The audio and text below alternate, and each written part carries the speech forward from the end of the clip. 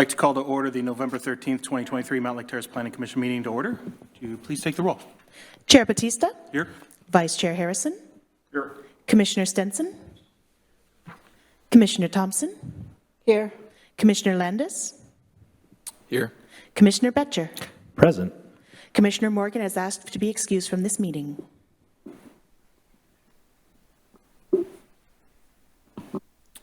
And you said Commissioner Stenson was here earlier?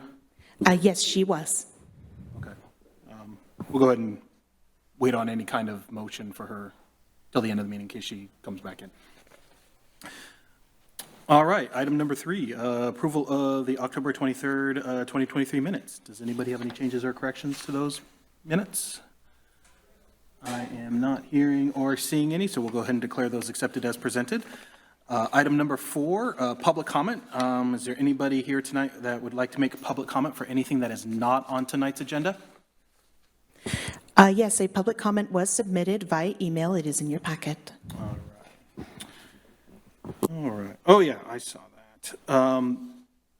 Did everybody have a chance to read that public comment? It was from a Mountlake Terrace High School student. Has staff already responded to her letter? Not so far as I know. Okay. Seems like her main question was about why her road was a private drive instead of a public road. And because it was a private drive, it was missing certain amenities. Maybe staff could just write a follow-up letter to her, explaining, what the process would be if she did want to try and make it a public road, or why, if it can't be made a public road, then, the reasons for that. So it's nice to see our youth trying to engage civically with us. So hopefully we can get a nice reply to them. All right, item number 5. I'm sorry, I keep forgetting. Was there anybody online who would wish to make a public comment for anything that's not on the agenda? There is no one currently online in the audience. Oh, great. Okay. So we'll move on to item number 5 then. Public hearing for the draft tree ordinance.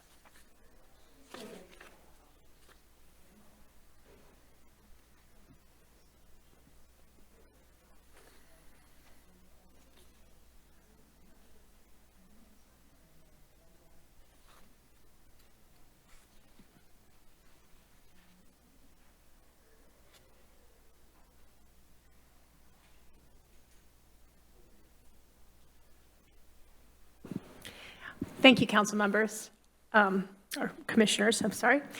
I appreciate the chance to come and speak to you about a proposed draft tree ordinance for the city of Mountlake Terrace. I'm going to go through a presentation, much of which you have seen before, but there's also some new information, and I wanted to allow for any discussion and public comments that might transpire. Okay, so just to briefly go over what I will be talking about, there have been some comments received, some code changes since the last meeting. I'll review the tree code updates, and we'll have time for questions and discussion before the public hearing, unless you would prefer to do that afterwards. And then I will be asking for a decision as to whether you would like the draft tree code to be forwarded to the City Council for consideration. The first thing I would like to make clear, because I feel as though I have been a little bit remiss in explaining this and beginning of other presentations, is that this tree code ordinance does not apply to single-family properties except for heritage trees, which if they are desired by the property owner. And it does not restrict homeowners from any type of tree work, including tree removal in the city. It does apply to development and redevelopment. The purpose of this tree code ordinance is to modernize the city's development-related tree code. While there have been minor updates to the tree code since 1995, this is the first substantial revision since that time, and we have fallen behind our neighboring communities in terms of our management of trees. This ordinance seeks to bring us up to the standard of our neighboring cities. It creates a heritage tree program, adds updates to definitions and corrections where needed. It establishes new minimum tree retention standards, increases tree protection standards, and increases tree replacement requirements, establishes a tree replacement fee in lieu, and sets up a street tree fund, and establishes violations enforcement and penalties. This is not my tree code ordinance.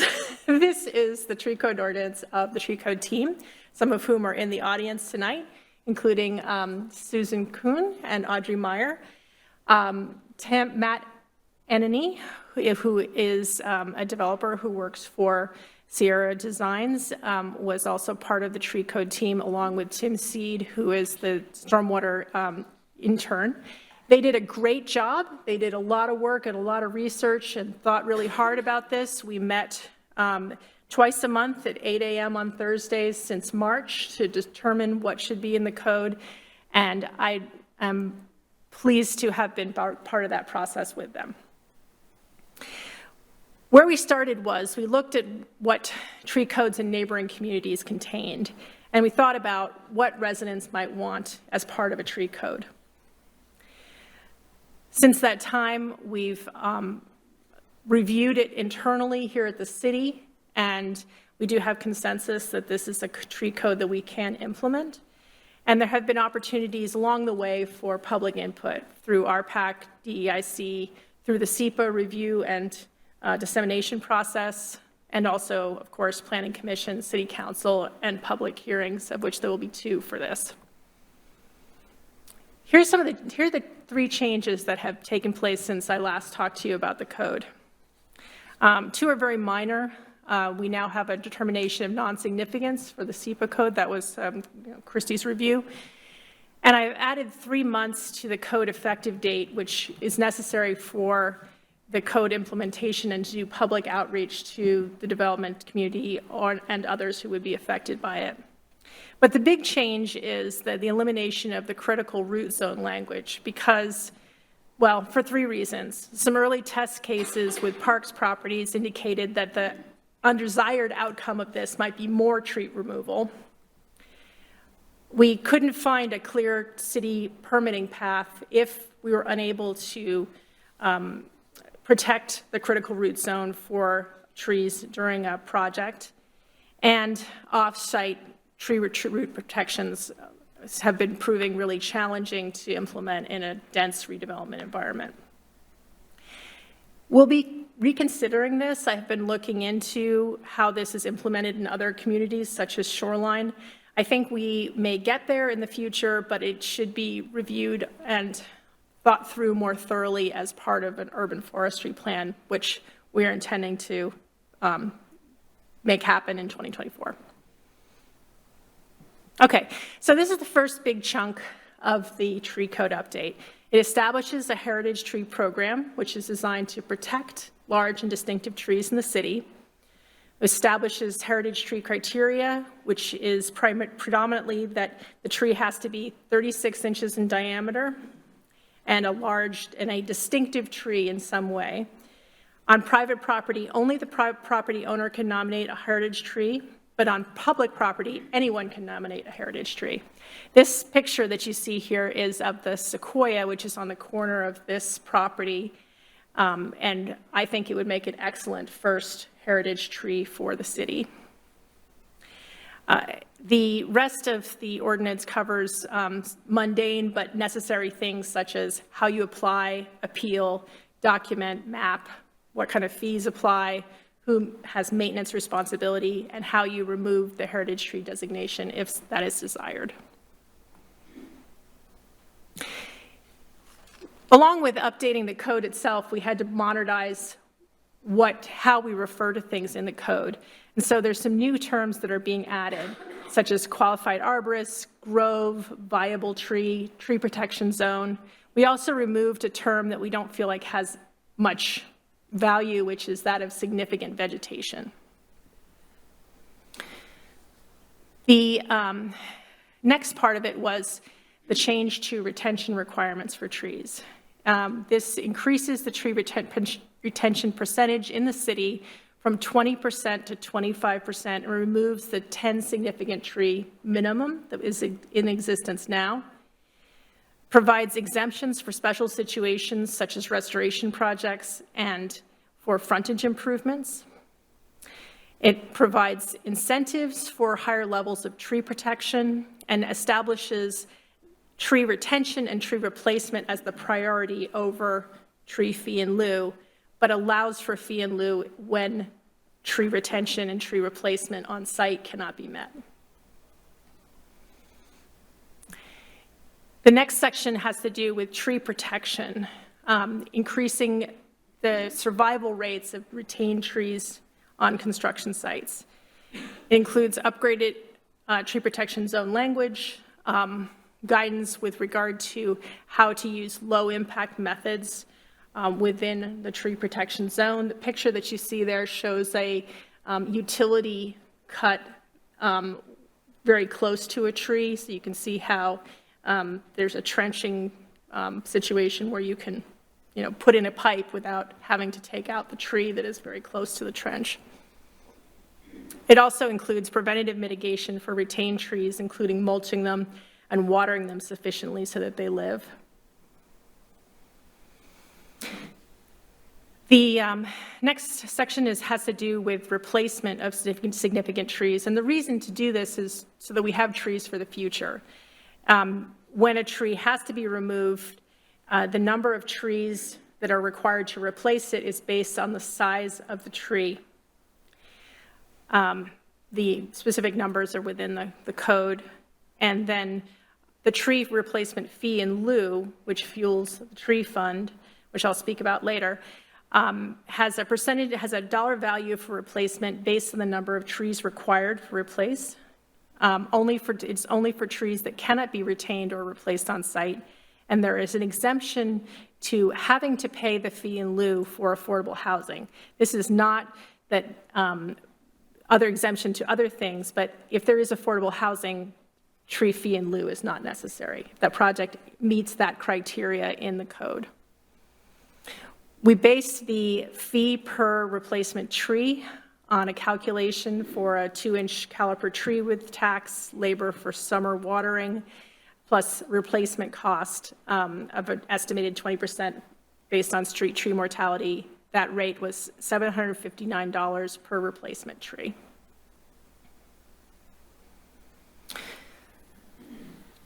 With fee in lieu and fines from illegal tree clearing, donations, grants, other monies that's allocated by City Council, we can establish a tree fund. This is common among our neighboring communities. It can help pay for free tree vouchers for residents. We can pay for arborist services and better street tree maintenance in our right-of-way. It allows us to plant more street trees and other trees on public property, including parks, and to acquire wooded areas for parks and open space, and finally to provide outreach on the benefits of trees to the community. This would be managed by city staff, and oversight would be provided by the tree committee. As for violations, enforcement, and penalties, these are valid in 3 very specific situations. If there is a tree that is removed before a tree retention plan approval for a development site, a tree shown to be retained on a plan which is removed anyway, or a heritage tree, the fine would be $1,500 per inch of diameter of tree removed. This seems high. However, it is fairly consistent with other violations and fines from neighboring communities. These are the comments that we received on the tree code. The first one has to do with including utility easements on private property for the exemption for tree retention that's provided for frontage improvements. After talking to the individual at the PUD who provided this comment, they retracted the comment because they didn't realize that tree fee in lieu was an option for private property. The Masters Builders Association and the Clear Association, which of course is an association of local developers, strongly opposed the critical root zone language. And I have talked a little bit earlier about why that has been removed from the code. The WDFW had several comments based on their concerns for larger trees to smaller trees. They proposed automatically categorizing significant trees as protected, which I don't believe is an approach that's compatible with the city's affordable housing goals or development in any way. So that is not something that I propose we change.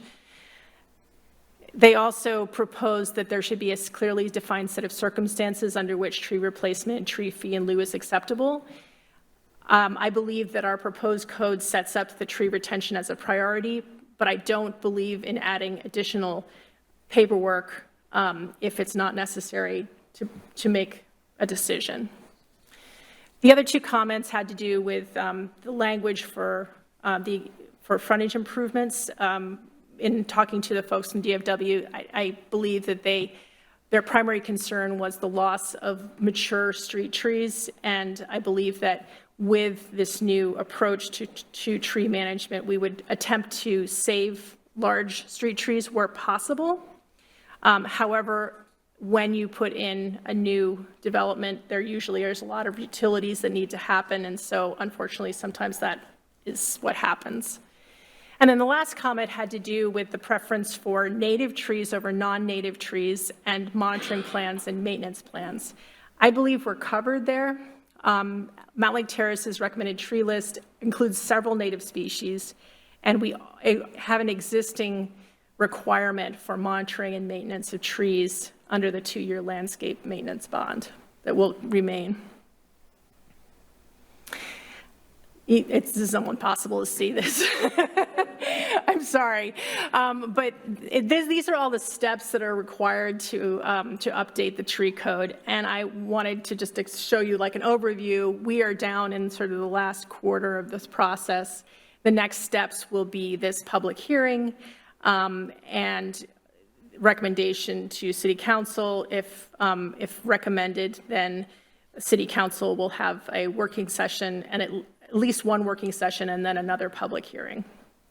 The other steps have been covered. We have SEPA review, and the code has gone out to the Department of Commerce as required by law. How would the commission like to handle this? I haven't been to a meeting in a long time, so I'm not sure whether you have the discussion before or after the public hearing. You open it up for public comment. It's been a while since we've done one of these. Normally if a lot of times we've already asked a lot of our questions in the previous meeting, but usually, if we have any follow-ups, we'll usually ask those first. I know I have a couple of questions just based off of at least one of the letters that was submitted. And then we usually open it up to the public hearing, because usually the questions that are raised at the public hearing, we just defer to staff to answer. So. Okay. And, oh,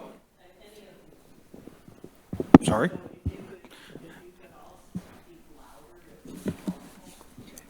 Thank you for letting me know. I'm right behind a speaker, so I'm hearing myself quite loud. So I didn't realize it was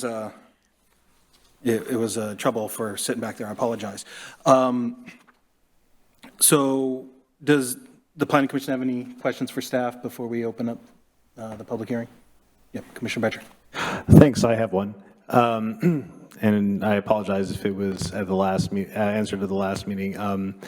Do you have an estimate for how much of the tree canopy is protected as public versus private property under this tree ordinance? Like, We have the capability to do that analysis. We have purchased a special layer to do that, but we have not done that analysis for this ordinance. I think that would be an excellent component to the urban forestry plan.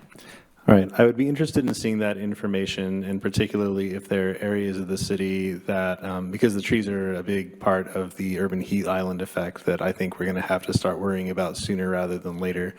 I would be interested in seeing the level of protection in different areas of town, and how much of our tree canopy is protected versus unprotected by this ordinance. Not that it should hold it up, but I think that is some data we can collect. Thank you. Does anybody else have any questions? I have one in reference to, looks like the Master Builders Association letter that's in the packet. Their issue with the critical root zone, obviously, that being removed, that's, I'm assuming that's not an issue anymore, but they also brought up a concern with the definition of the frontage improvements. Yes, that, I contacted the master builders. They told me that was a comment from the Snohomish County, that's from the PUD. Oh, okay. And so I called the PUD and said, I don't understand this comment. Can you clarify that? That's when we got into a conversation about the public easements, that occur, behind the right of way, but are on private property. The individual that I spoke to had some problems in the city of Bothell, but because our code is different than the city of Bothell and it allows fee in lieu, he didn't think that there would be any issue with it. Okay, Yeah. great. Yeah, it sounded like there might have been a little overlap with the PUD, but Yeah.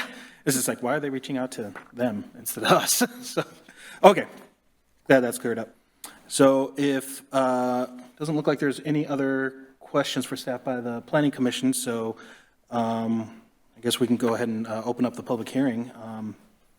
So would anybody like to make a motion to open the public hearing?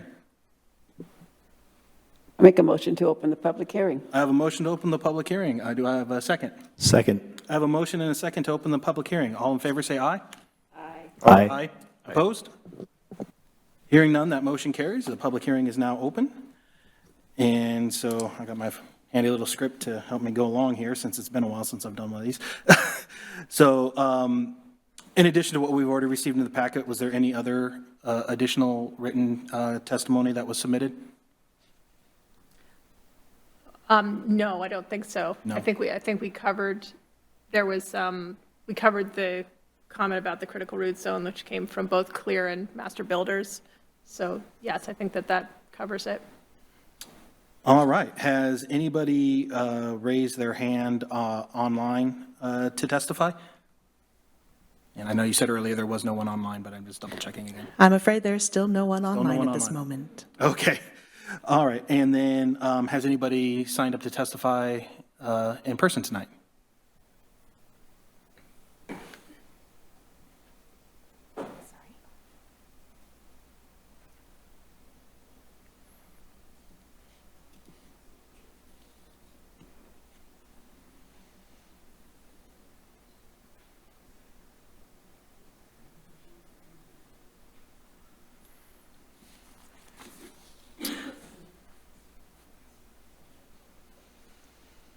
And while that list is being updated, I'll just go ahead and give the little spiel now. So if you are going to submit a testimony, please limit your comment to 3 minutes. And then I know we don't have a very large group here tonight, so it might not be an issue, but normally what we say is if your issue or your point has already been made, please defer, so we don't get the same comment over and over again.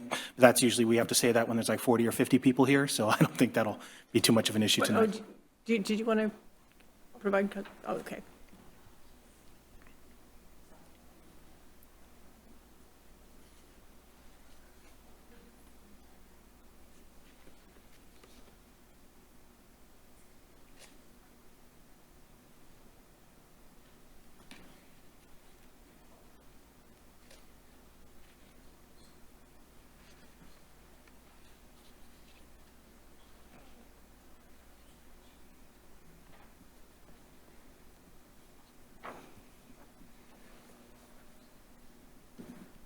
We have Susan Kuhn from the city of Mountlake Terrace wanting to make a public comment.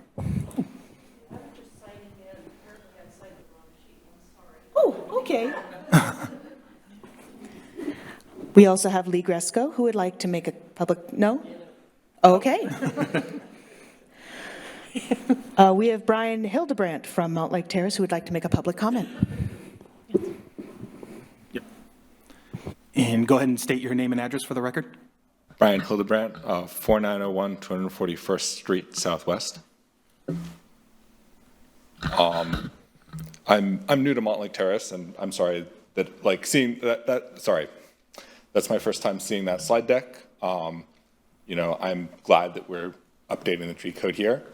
I admit that I expected this to affect single residence homes, which is why I came. I have a tree in my backyard that would be protected if it affected single family dwellings. But I did notice that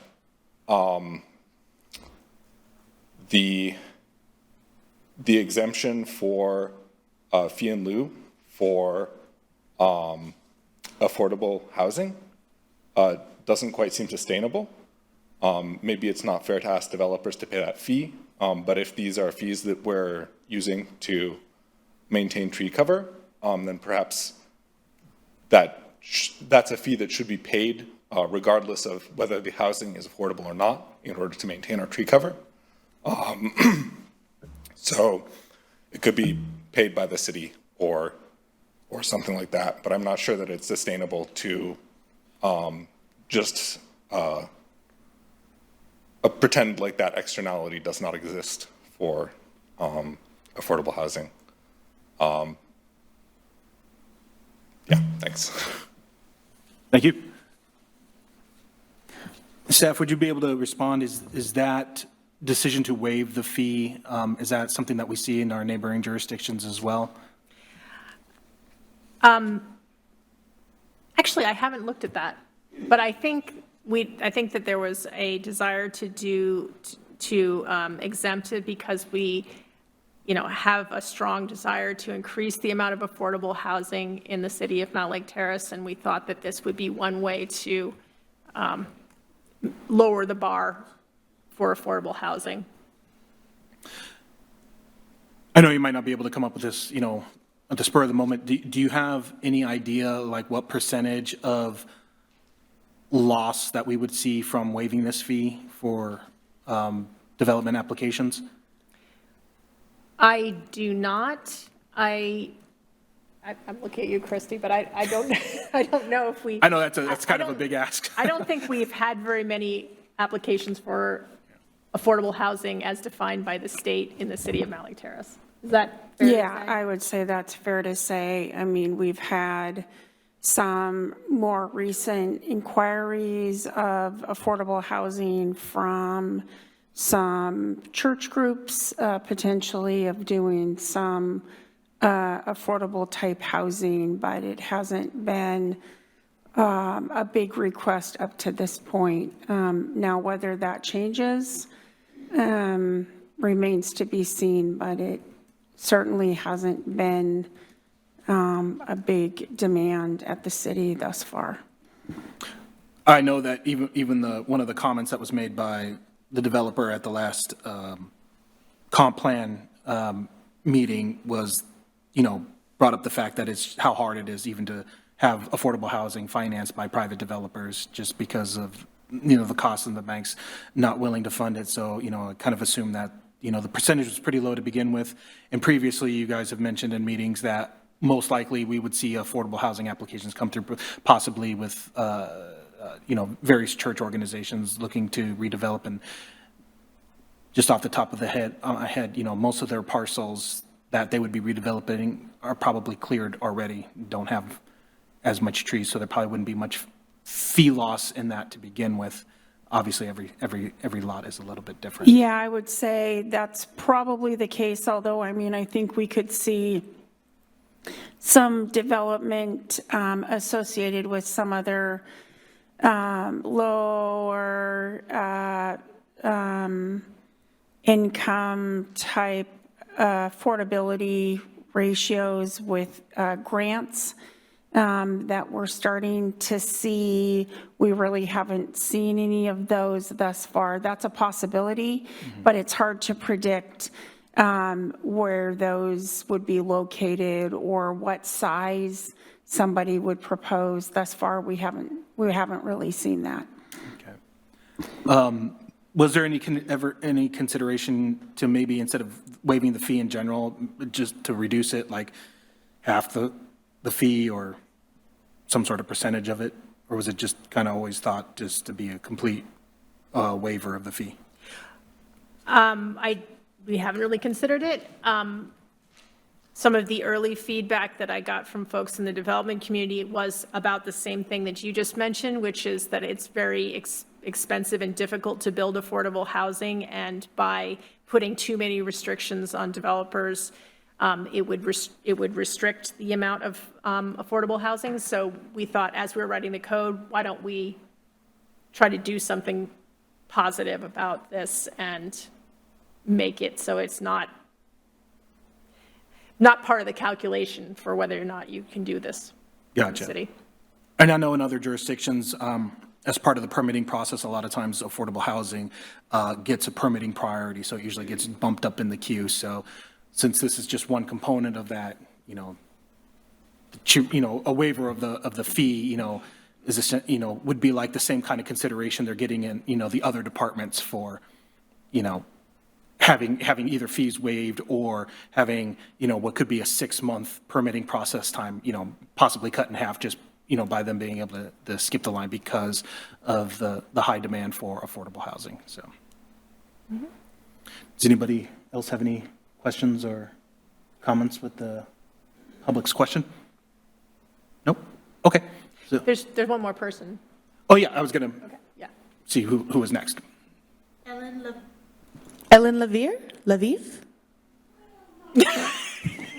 I apologize. Lavoy. Lavoy, my apologies. Ellen Lavoy from Mountlake Terrace would like to make a public comment. And go ahead and state your name and address for the record. Ellen Lavoy, 6712 228th Street. So my comment is very much in line with the last person, but I would like to add a different rationale. I wouldn't agree with the fee in lieu of affordable housing, only because I think in locations where affordable housing is going to put in, there might be less access to parks and trees already. So I think that we really need to encourage, especially in affordable housing areas, more trees. So I think that there's a good deal of developers that probably, could work with the city to maybe put reduced amount of trees or something. So that's just something to think about. And then the other comments I have are in the criteria for the heritage trees, there is not allowed to be any heritage trees in the town center on private property. So I was kind of curious about that and wondered, I think I know why, because we're trying to encourage development, but I think that, again, we need to encourage keeping our trees because, as I think Commissioner Betcher mentioned, we need to worry about the trees in general because of the heating of the planet and so forth. And then the last comment I'm going to make is clerical, I guess. So I just want to make a recommendation that you be careful where you write his/her, and to be equitable, to put theirs. Okay, that's all. Thank you. Sure.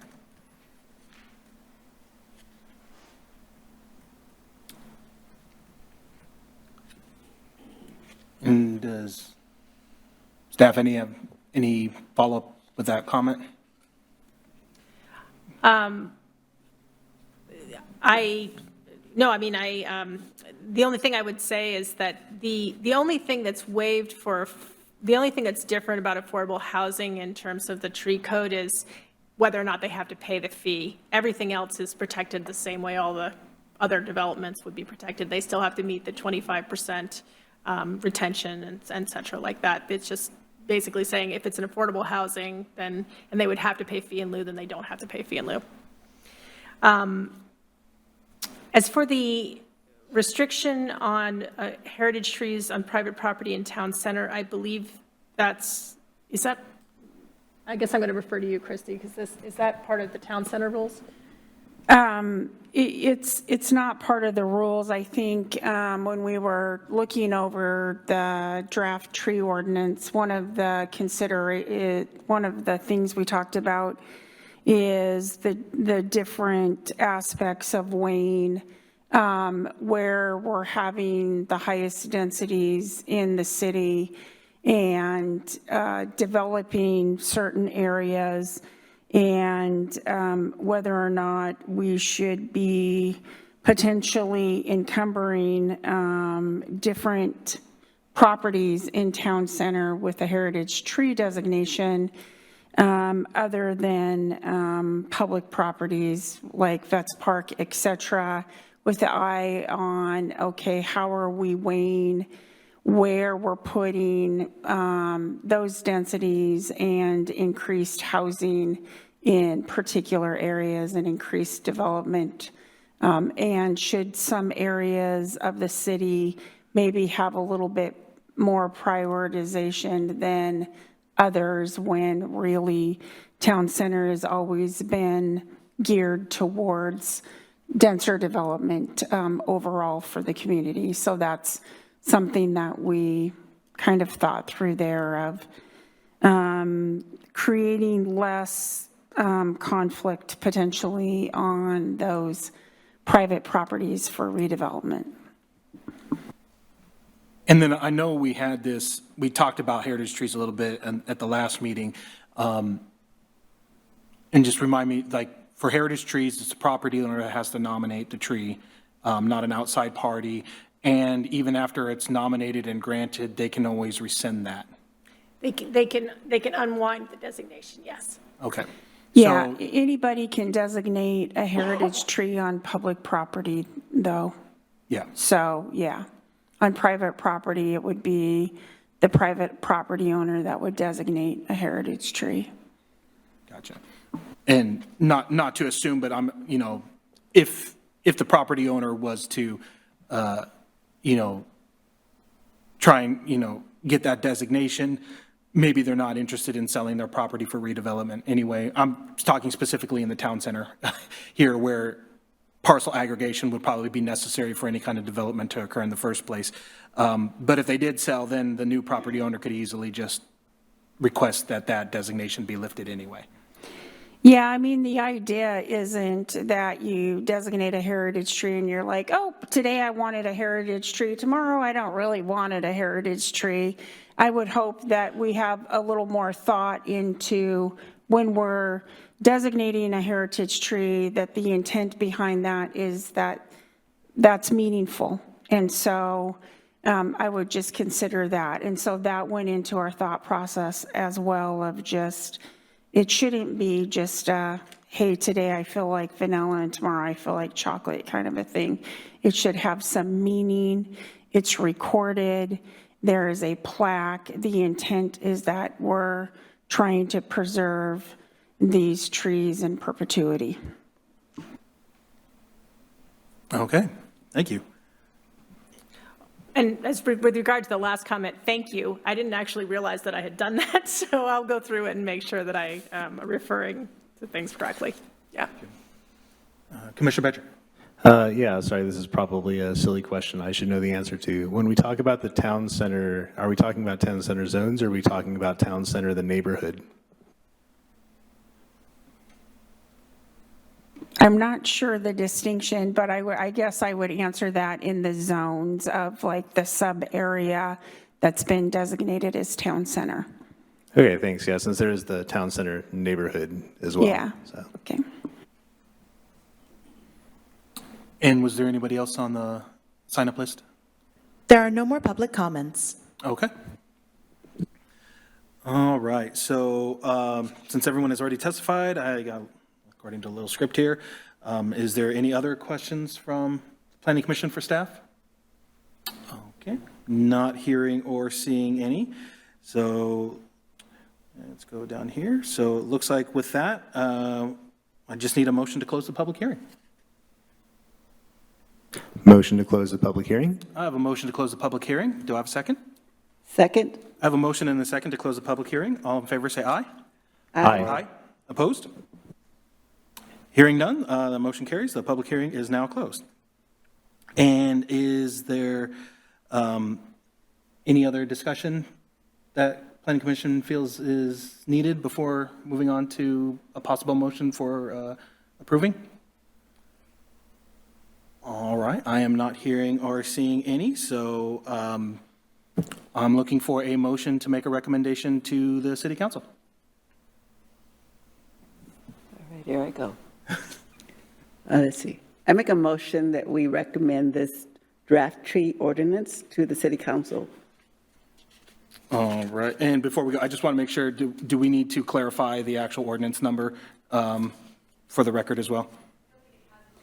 Oh, thank goodness. Oh, okay. Because that's usually where we get tongue-tied is number, dot, number. Okay, so we're just recommending the draft ordinance. Okay. All right, then, I have a motion. Do I have a second? Second. I have a motion and a second to recommend to the City Council the draft tree ordinance. All in favor, say aye. Aye. Aye. Opposed? Hearing none, that motion carries. All right.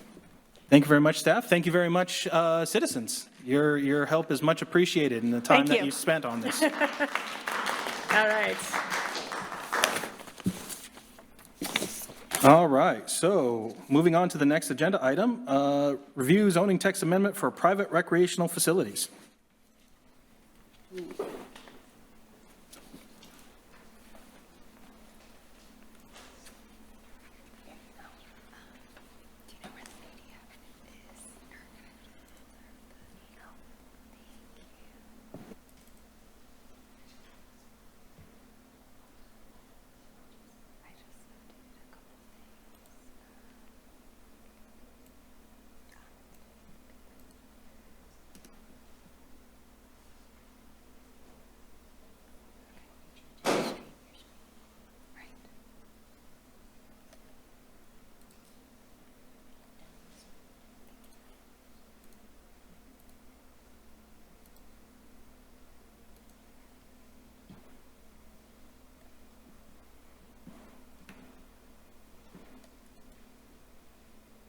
All right. Hello, everyone. My name is Sarah Pizzo. I'm an associate planner here, and I'll be going over the zoning text amendment proposal we have recently received.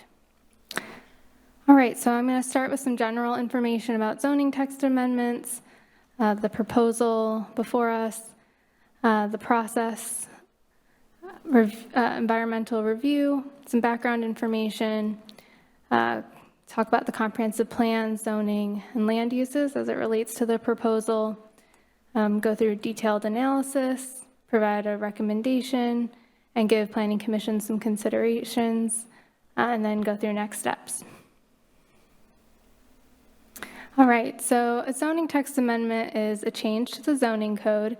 It's not site or project specific, so it applies to the city as a whole.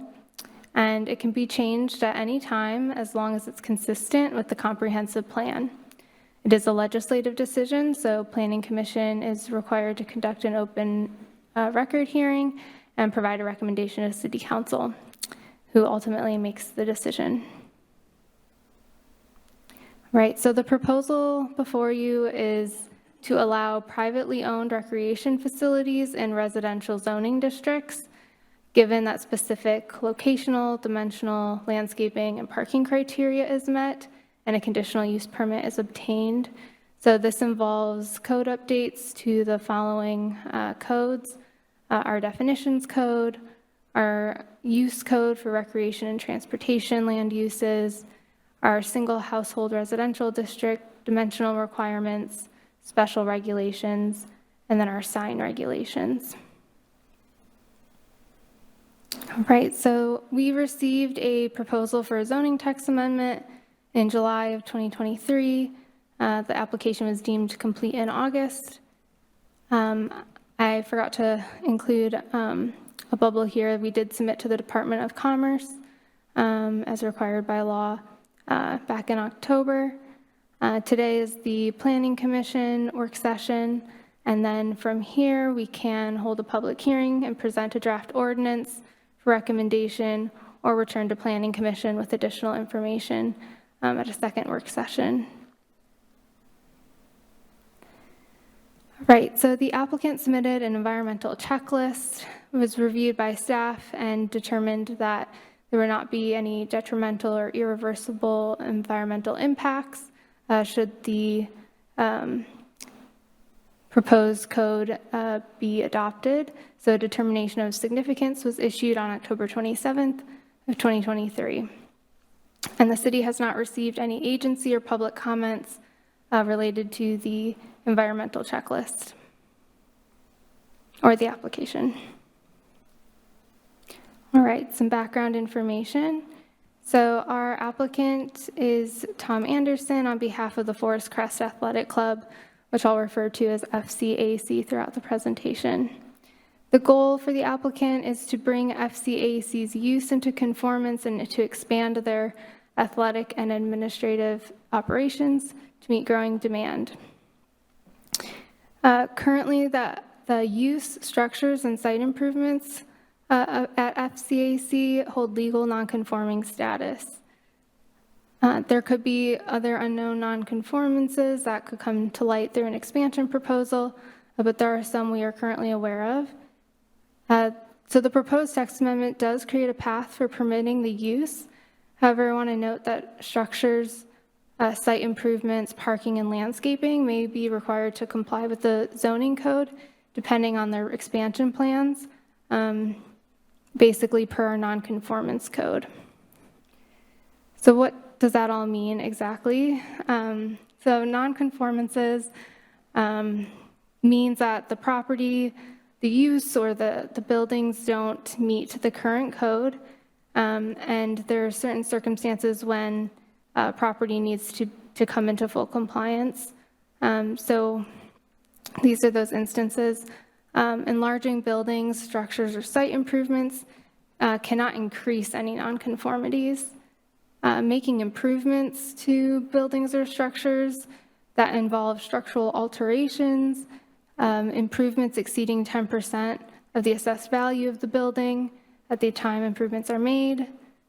Also, if the cumulative value of improvements made since the building became nonconforming exceeds 25% of the value of the building, these are instances in which the building will have to meet the zoning code. Parking requirement conformance is required when a building or use is enlarged by 25%, or if remodeling is greater than 50% of the assessed value of the building. And then landscape plans are required for all development and redevelopment proposals.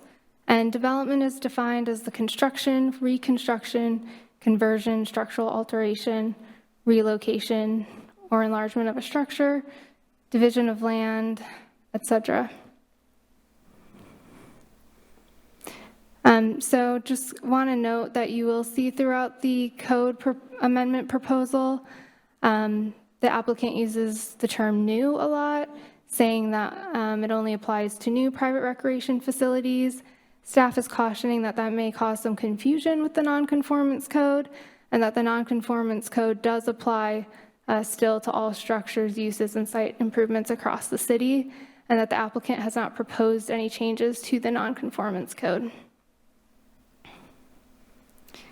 So here is the applicant's property at 4901 230 8th Street Southwest. It is 2 tax parcels, but 1 lot outlined in the pink. And here's where staff is aware of setback issues in orange and some issues with property lines highlighted in purple. But I do want to center today's conversation about the broader implications this text amendment will bring. although it will have direct implications for the applicant, the proposal is applicable citywide in single household zones that meet the criteria if it's adopted. So Planning Commission must evaluate whether the proposal to allow private recreation facilities in single-family residential zoning districts is consistent with the comprehensive plan and compatible with the intent and use of single household residential districts. So if this code proposal were to be passed today, there are 4 properties in the city that meet all of the proposed criteria to build private or redevelop private recreation facilities. So the first, starting with the most north property, is actually city-owned property and is part of Terrace Creek Park. So that zoning actually will change with the comprehensive plan update to become rec zone, most likely. It's kind of odd that it's still single-family residential. And then moving south, one more thing about the city-owned property is that we wouldn't build a private recreation facility on public land. So that's not really a feasible place to put a private recreation facility, but it does meet all the criteria the applicant proposed. The second property moving south is privately owned, but contains a lot of critical areas. And critical areas are environmentally sensitive areas that we have to protect per the code. And so it would be very difficult to build a private recreation facility on that property. And then 23601 52nd Avenue West is a Korean Presbyterian church, and that does meet all the criteria, so private rec facility could be built there per the criteria proposed. And then the applicant's property is the fourth property that meets all criteria. However, if single household residences did lot consolidations to get to 1.5 acres, these are all the properties and locations that would meet the criteria. And so it could affect up to what is currently 330 properties in the city of Mountlake Terrace. So that is just something to keep in mind when we're thinking about the broader implications of this proposed text amendment. All right, so I'm going to go into the comprehensive plan, zoning, and land uses and how that relates to this proposal. So the comprehensive plan states that residential urban low classification's primary land use is single-family residential. There isn't information in the comprehensive plan about what uses are appropriate in these zones that are not the primary land uses. So I do want to call that out. You will see that parks and open space classifications allow for recreation as the primary land use. So this is what our land use element in the comprehensive plan states. And then our zoning code, directly from word for word from our code, is that single household residential districts are to provide for single household residences and other complementary uses while encouraging a clean and healthy environment, safety, walkability, neighborliness, affordability for a range of income levels and adequate open space. So the commission should consider whether private recreation facilities are a complementary use within single household residential districts.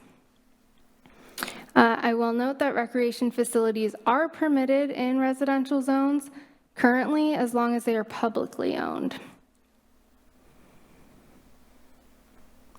The comprehensive plan's recreation, parks, and open space element contains the 2035 vision that Mountlake Terrace's recreation, parks, and open space system is well-connected, vibrant, and regionally important, and encourages interaction and understanding among its residents.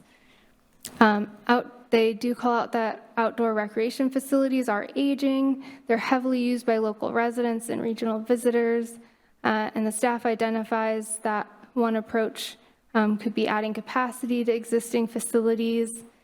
The only mention of an indoor recreation facility in the comp plan is the city pavilion, along with site and building limitations, and just reinstating the need for a robust pool, gym, fitness, studio, gathering spaces, et cetera, for the community.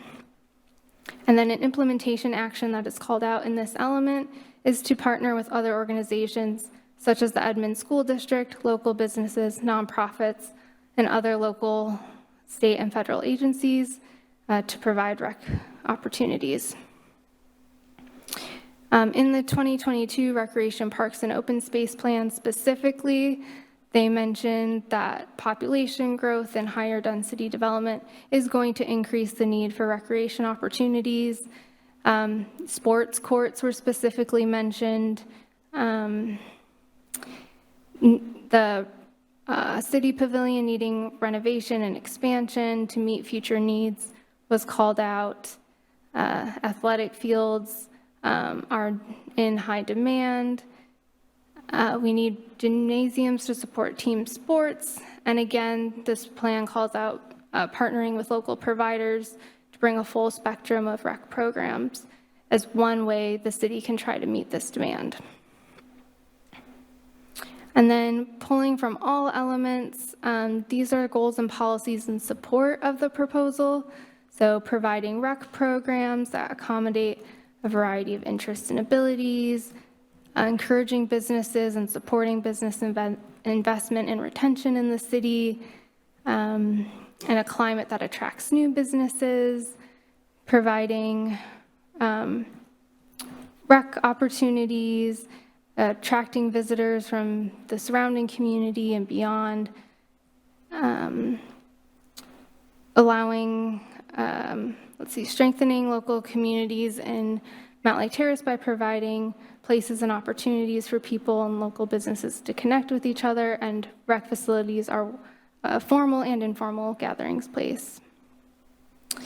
The comp plan also has goals and policies that do not support the proposal, such as considering the needs and identities of existing residential neighborhoods, encouraging housing in neighborhoods in which people want to live, accommodating the projected population.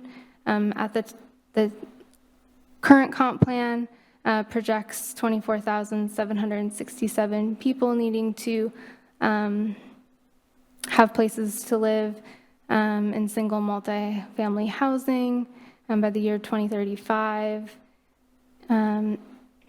Ensuring that development policies increase housing opportunities and don't result in a net loss of housing, having residential neighborhoods with vitality and character, encouraging development that's compatible with the surrounding neighborhoods, taking reasonable measures to provide land uses that will meet the city population target, and then the comp plan table that I went over with the classifications and the primary land uses within the city.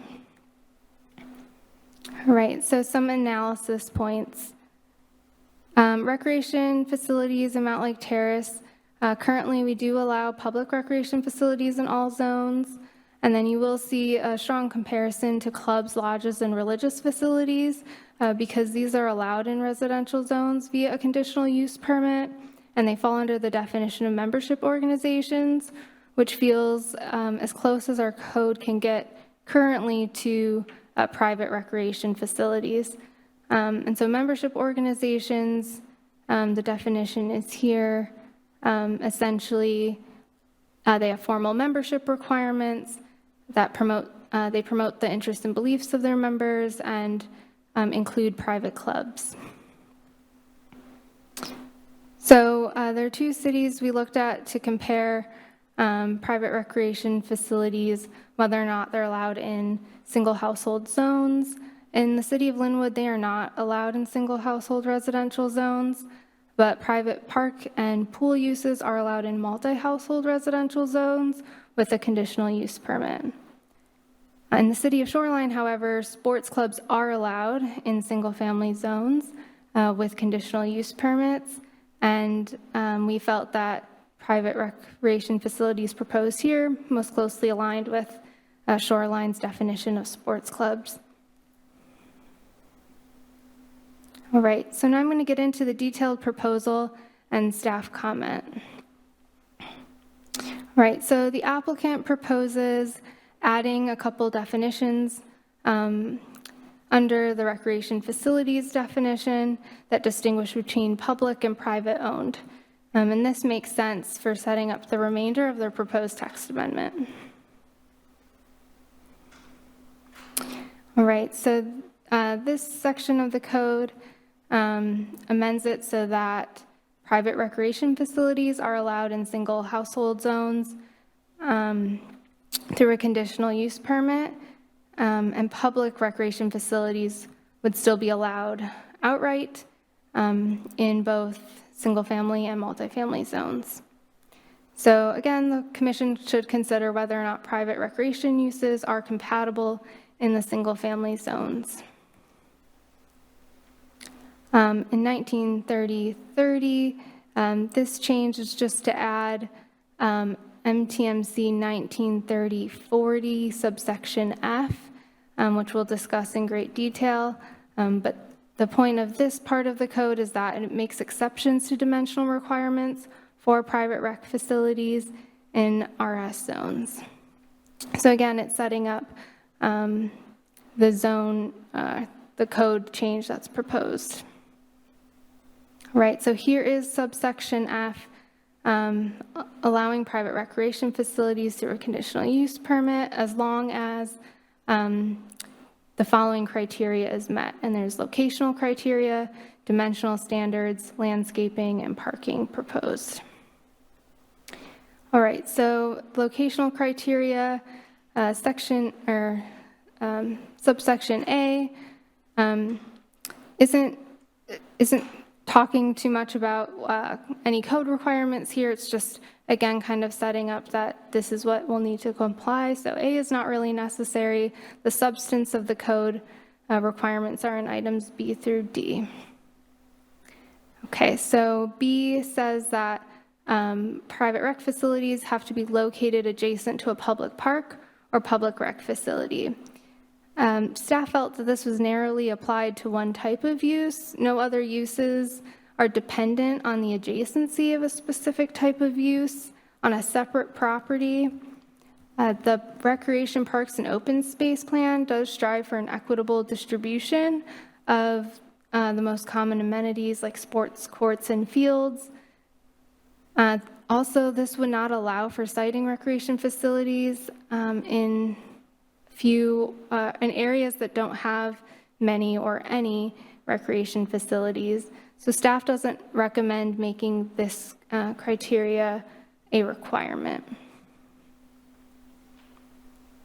The second location criteria is that private rec facilities are located within 500 feet of a collector, minor arterial, or principal arterial right-of-way, as adopted in our transportation plan.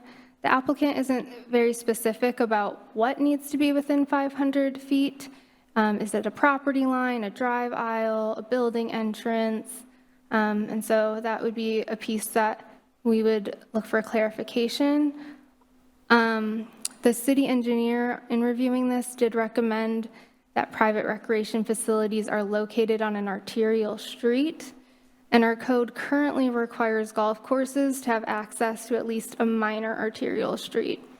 And golf courses are allowed in single and multi-household residential zones with a conditional use permit.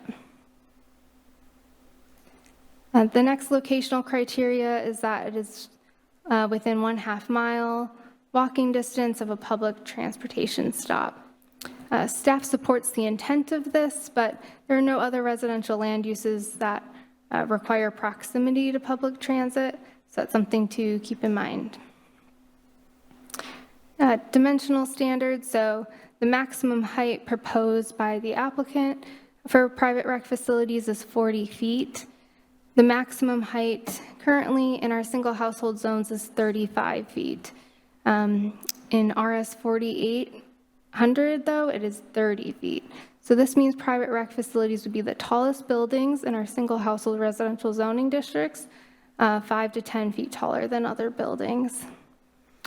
Private clubs and lodges and religious facilities, the other membership organizations are not granted exceptions to building height requirements, and increased heights for recreation facilities we don't believe is consistent with our current code intent and could negatively impact our neighboring residences. So staff does not support allowing private rec facilities to exceed height limits in the RS zones. And then the setback requirements proposed are either consistent or less restrictive than setbacks currently required for single household dwellings. Private recreation facilities, again, are a more intense land use than single household residences. So private clubs and lodges, private clubs and lodges and religious facilities have more restrictive setback requirements of 20 feet from all property lines when they're located in residential zones. Lot coverage, the applicant is proposing that no more than 60% of the lot area is covered with structures. This proposal is 20% more than lot coverage currently is for all single household zones except the RST district, which is the transitional district, includes a lot of townhomes. Private clubs, lodges, and religious facilities, again, don't have larger lot coverage maximums in residential zones, and so staff recommends being consistent or more restrictive than what we currently allow in single household zones, something more in line with the other membership organizations. Impervious surface coverage, the applicant proposes no more than 80% of the lot is covered with impervious surface. Currently, we don't have maximums for impervious surface in most cases for single household zoning districts, except for front yards, which don't allow more than 50% impervious surface. Properties in our RS 8400 zones adjacent to shoreline, and in our special development residential district zone, although this is a different zone, not single family residential, but in that zone, impervious surface maximums are 50%. Staff in this case does support more restrictive impervious surface coverage because of private recreation facilities often have more impervious surface coverage with the associated indoor and outdoor uses. So lot size, the applicant proposes a minimum of 1.5 acres as a minimum lot for a private recreation facility, and that the total land must be owned by the same individual, company, or agency. Lot size minimums, again, are not that common in the Mountlake Terrace Code, and staff believes that the combination of dimensional requirements with the size that a recreation facility would be naturally would skew towards larger lot sizes, and the effects of buffering that we want would be covered through setbacks and those other dimensional requirements. And then I just want to note that the total land area that can be developed or redevelopment is per lot, so there would only be one owner or ownership group, and so to state that it has to be the same owner is unnecessary, and the minimum lot requirement does feel a little bit arbitrary. Landscape, so there's a series of landscape requirements that are proposed, the first of which is 20% of the property should be landscaped with grass or other live ground cover. We don't have any landscaping requirements specific to one type of land use. This is covered already by our landscaping code and would apply for any development or redevelopment. So staff does not recommend applying this requirement so narrowly to one type of use and feels that it will be covered through landscaping requirements that we already have. Similar for street frontage landscaping, what's proposed is already covered by our landscape code, and so we feel this is redundant and not necessary. interior lot line landscaping proposed is type 5 landscaping, 10 feet width between single or private recreation facilities and adjacent RS zone property, and then type 3 landscaping, also 10 feet in width between a rec zone property and private rec facilities. So type 5 landscaping is solid screening intended to separate incompatible uses, like a commercial zone and a single-family residential zone. Type 3 serves as a visual buffer that provides separation of incompatible uses, but it's a little bit softer than type 5.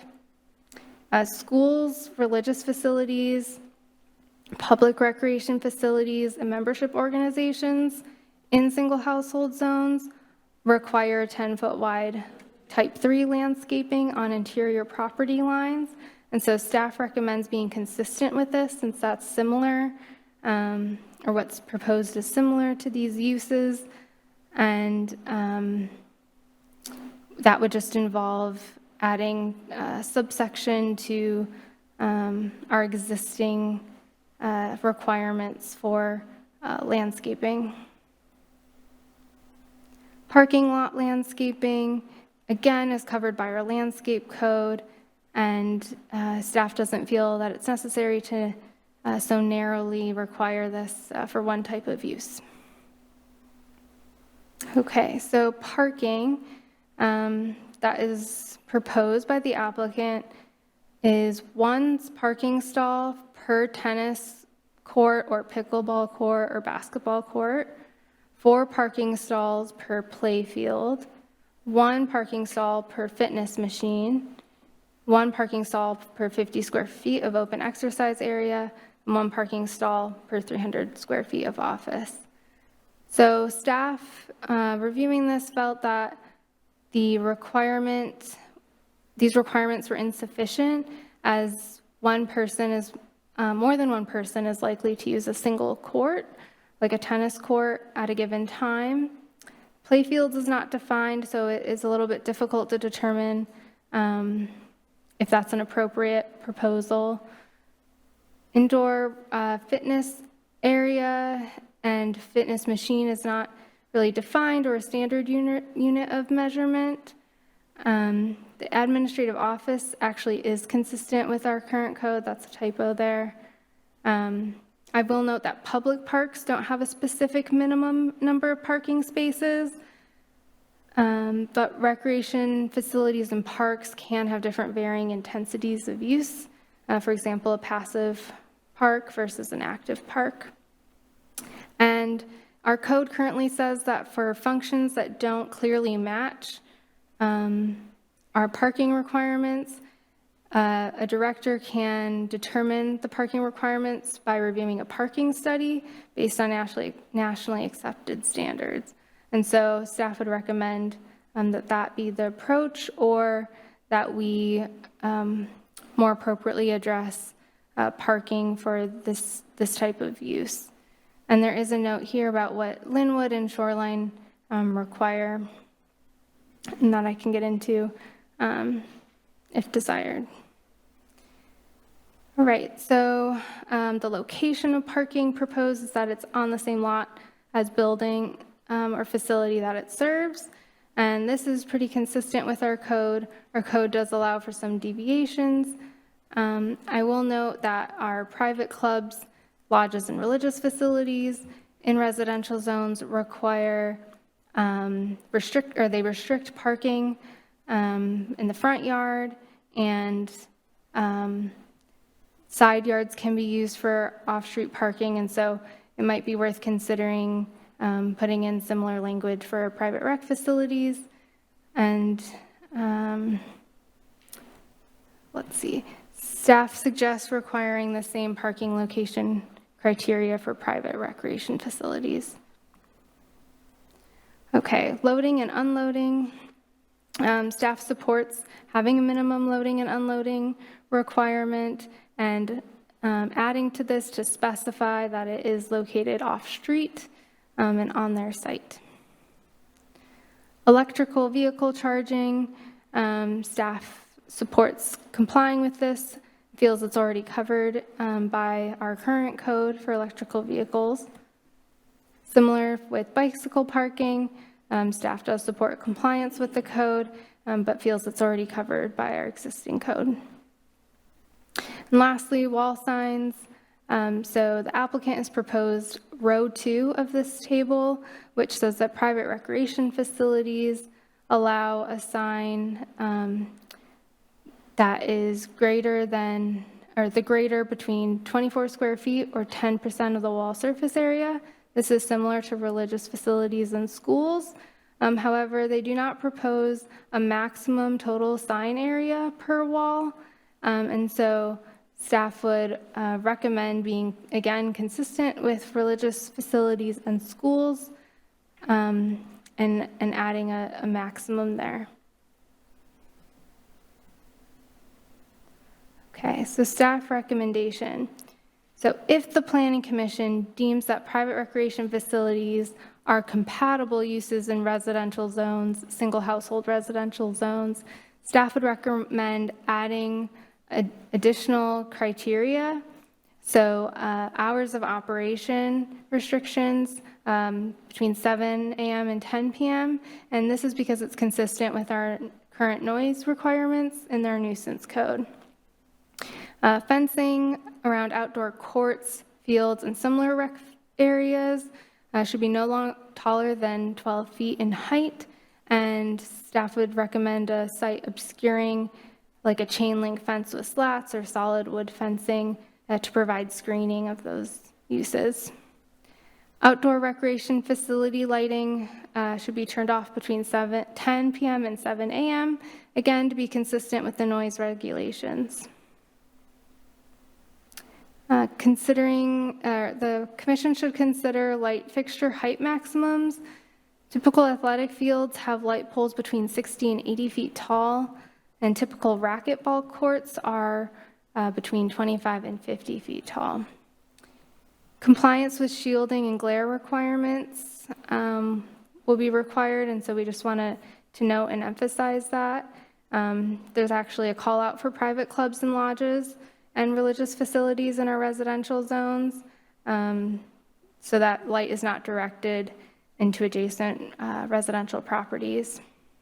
And then we already talked about this a little bit, but having a traffic impact analysis requirement for private rec facilities as part of the conditional use permit process, staff feels would be a good idea. And then making sure that parking adequately meets the needs of that intensive a use, either through parking studies or maybe changing our parking code to include this type of use. So the Planning Commission should consider the first big question, which is, do private recreation facilities, are they consistent with our comprehensive plan if we allow them in single household residential zones with a conditional use permit? And if so, is the proposed criteria adequate at addressing any adverse impacts to surrounding residences? And what criteria does the commission want to see private recreation facilities be required to meet? Are there any that we should drop that were presented? Any that should be added that weren't considered tonight? And if the commission does not feel that private rec facilities in single household zones aligns with the comp plan, then staff would recommend a recommendation of denial to the city council. So it's really a question for Planning Commission and how you feel that this use is compatible with that zone, and if so, what criteria should be required. And so after our discussion today, Planning Commission, if you determine it's consistent with the comp plan or that it's not and can provide clear direction about if staff should prepare a draft ordinance and what regulations should be included in that, we can come before you for a public hearing and present that. Or if Planning Commission needs additional information, because I know I shared a lot tonight, we can come to you with different criteria or standards and present that at another work session. So now we have time for discussion and questions. I know that was a ton of information.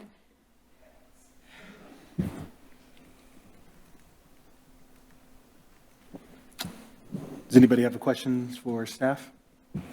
Lots. Is this something that also there is public comment for? So this is the review of the proposal. So public comment would happen at the public hearing, which would come in the future, unless. Yeah, I mean, typically it would come during a public hearing, but you guys reserve the right to take comment, and that has been done in some occasions. So it's up to the Planning Commission if you want to hear from folks as part of the work session as well. Okay. You said you had lots, right? Yes. Sorry, everyone. Actually, let me just, to be fair, does anybody have maybe like a one quick question, or they're comfortable with Adam presenting all of his questions first? Okay, go ahead. All right, so I'm a little confused by the definition of a private recreation facility compared to a public recreation facility versus like a private membership club. In this case, a public recreation facility, is that owned by the public, or is that something that's open to general public use? And then a private membership club requires a membership. What sort of middle ground does this occupy between those two, I'm guessing? I'm looking for the definition that is proposed.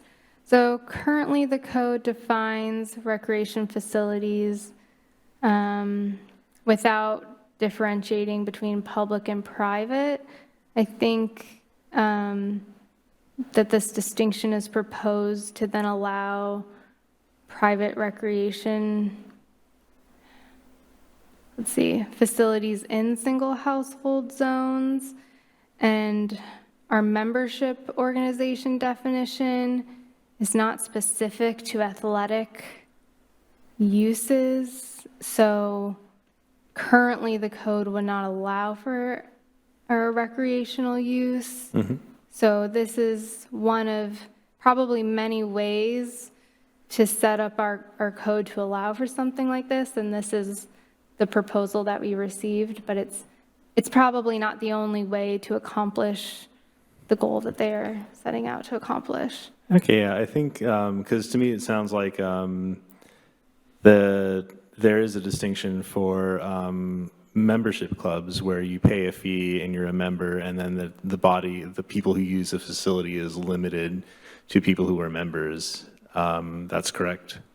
Yeah, and it could be all kinds of uses, right? I mean, if you think about a private membership club, it could be, not necessarily just recreational, so. Yeah. Public recreational facilities is in fact defined as owned by the public. Okay, so this a would be. public entity.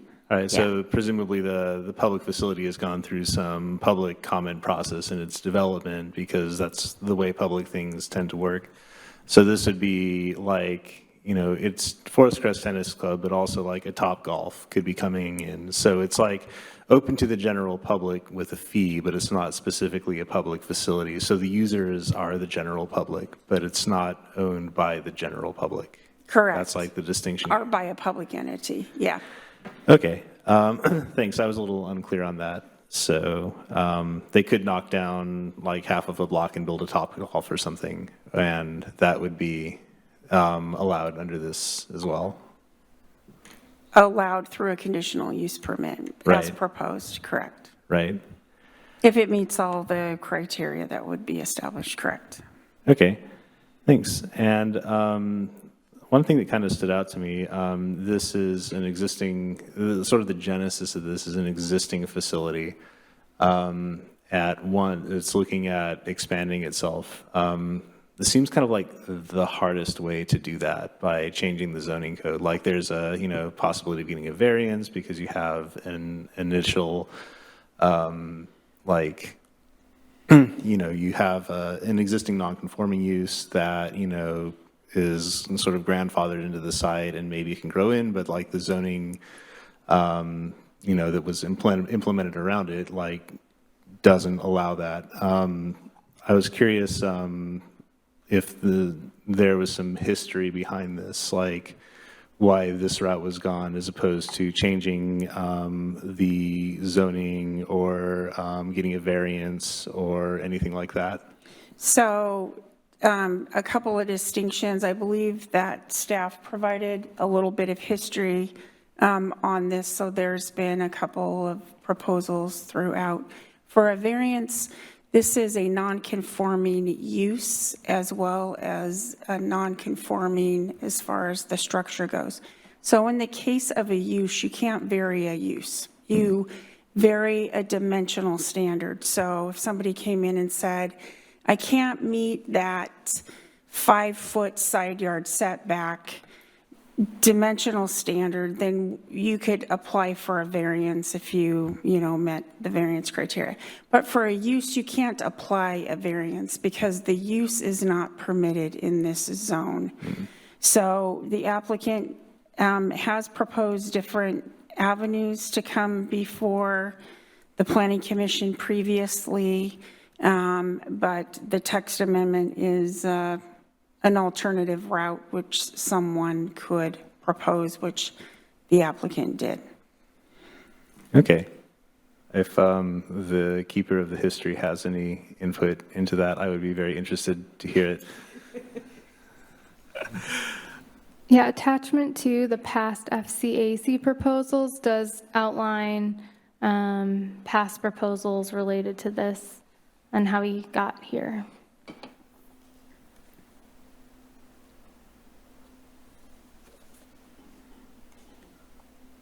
I would caution the Planning Commission that we should be focusing on the proposal before you. While background information is good to know, we really should be focusing on the criteria and the proposal before us this evening.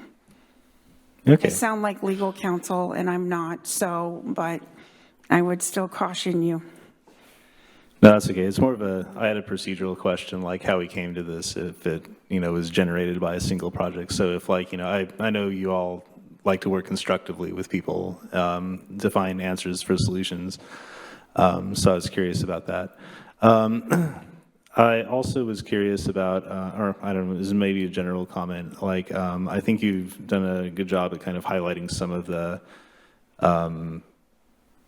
pitfalls. Like one concern I have is that, we have RS zones and these kind of facilities sort of break the assumption of RS zones, like in terms of lot coverage and, noise generated by a larger mechanical equipment on site that you'd have for a larger building, parking requirements and things like that. So I think pursuing, if we were to decide this was a compatible use, pursuing some of the sort of limitations. I know glare is one of those things that is pretty important, and so there's directing lights away from neighboring properties, but is that sufficient, or should there be more stringent shielding requirements? Are there standards we can look at that? Are there like projectile limitations, like back in Florida, people live on golf courses and the balls kind of fly into their pool enclosures and stuff like that. I think it's a good discussion to have, personally.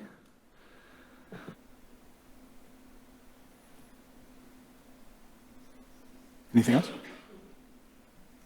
Let's check my notes here.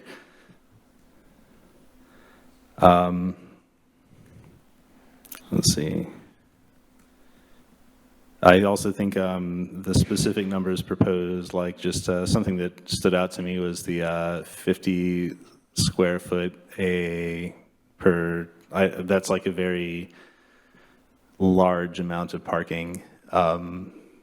So it looks like you're looking at the off-site parking requirements a little bit more stringently, so I think that's a good approach to take as well.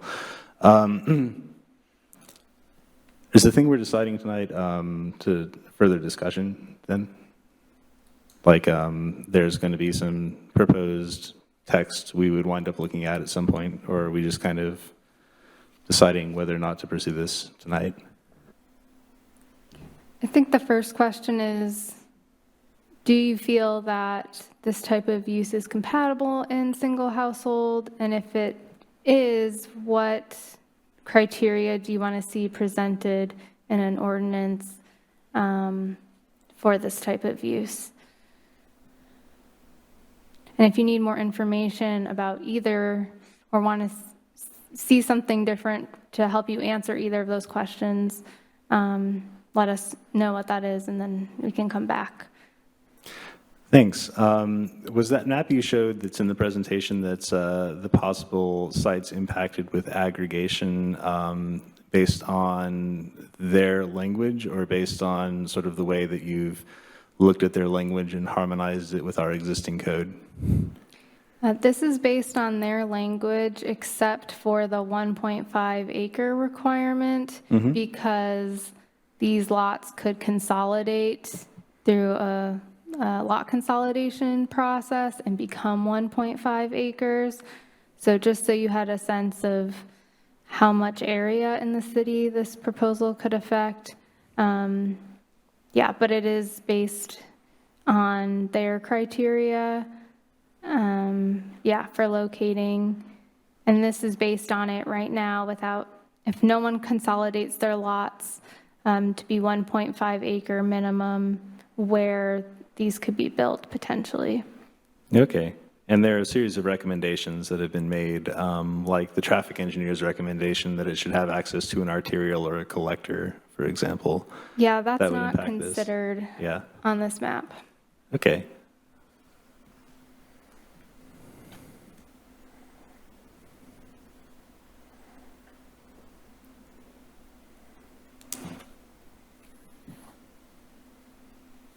Does anybody else have any questions? Yeah, go ahead. Yeah, can you just go back to the next step slide? I'm curious the process, as I'm new to this.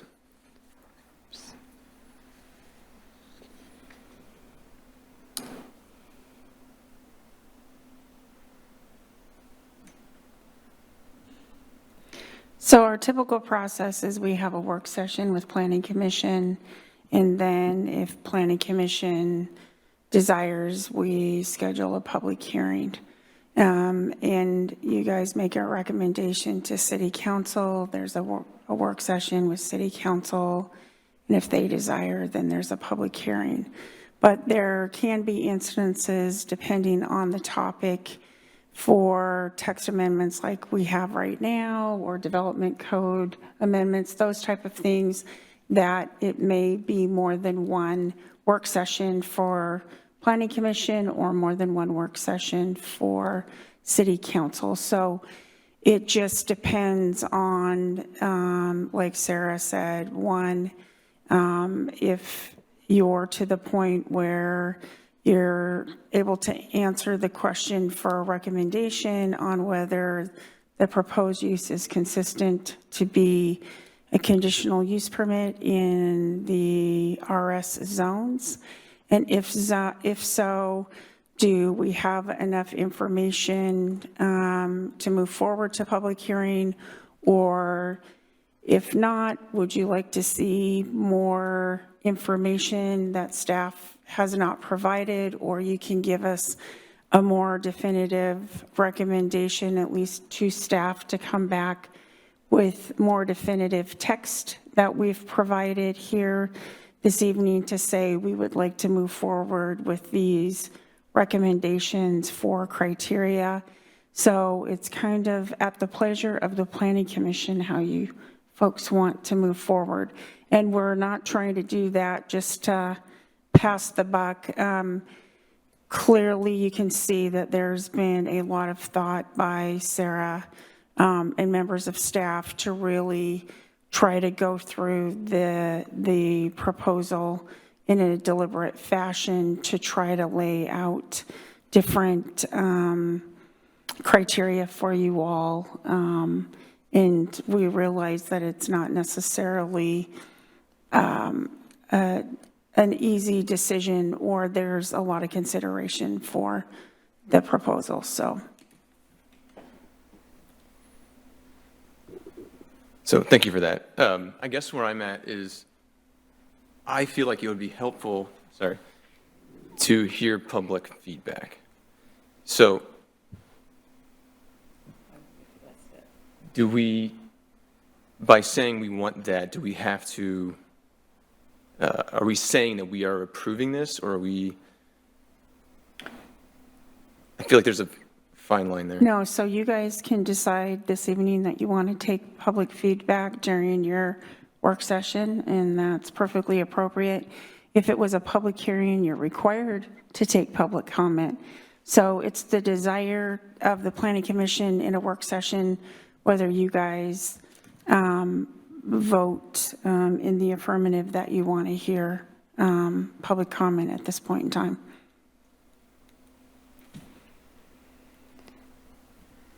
I'd also be in favor of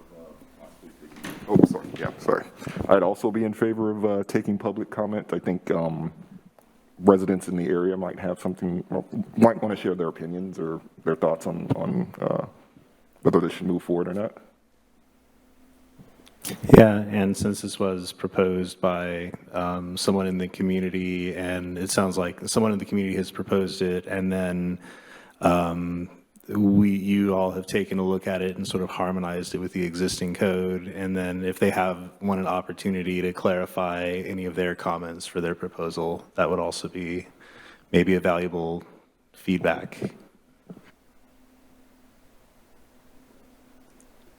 You mean the person that proposed it? Yeah, so it's not just like going off into a void somewhere. Exactly. Yeah, I agree that having public feedback could be in a work session. And I also like his idea too of hearing what the person that proposes says after hearing what the staff recommended.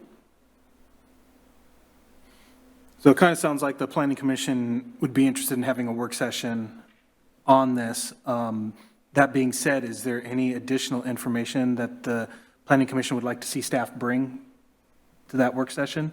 Or if you have any other questions, or maybe you want to see some additional information? Yeah, I would like to see, I know you've done the analysis of what properties would be impacted. Mm-hmm. I would be interested to see that done with the other sort of recommendations that you all took together, because I feel like sort of the direction of harmonization is probably the one we should be going with if we're looking at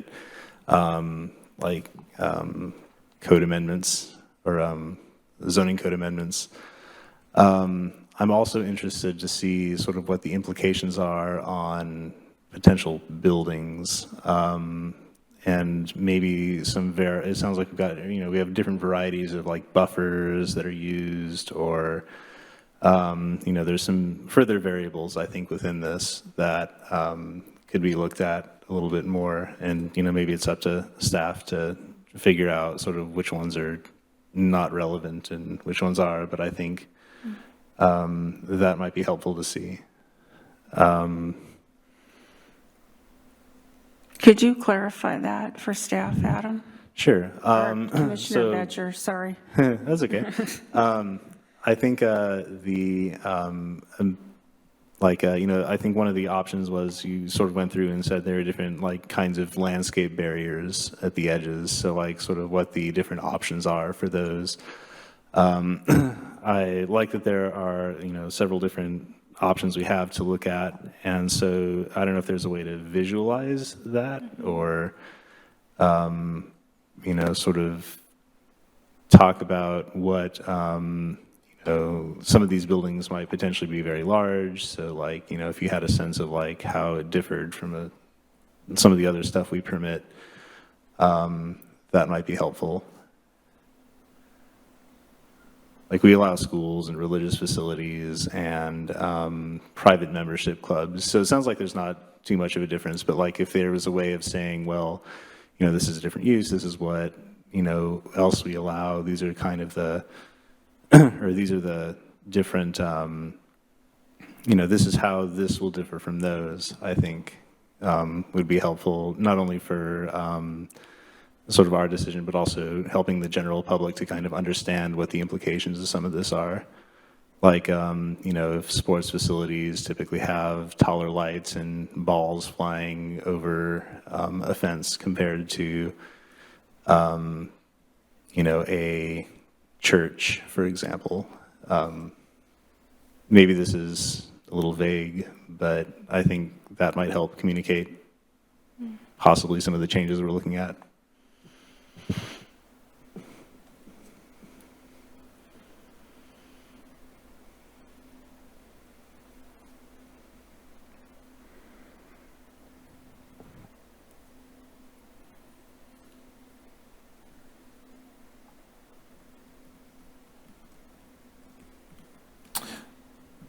I'd be interested in, and I don't know if it's going to be possible in this short period of time, especially since the traffic department, you know, made their recommendation, you know, being on an arterial. I think that brings up you know, a good side point of, you know, any type of facility, even though, you know, being, you know, you know, there's a little bit of a difference between a, you know, a private membership club and, you know, a private athletic facility. The transportation impact and demand is going to be a lot higher on an athletic facility than it would be, you know, a club that would, you know, maybe meet sporadically or not have as much intensive usage. So I would be curious to see what type of traffic impacts there would be on, you know, the expansion and, you know, of a facility in general in any of these locations that, you know, were identified on the map. You know, obviously the traffic department's recommendation, you know, comes from, I'm sure, experience and, you know, what the demand load levels are of our existing road network and, you know, what they can handle and, you know, what's being taxed already by current uses and will, you know, intensifying those uses cause further problems.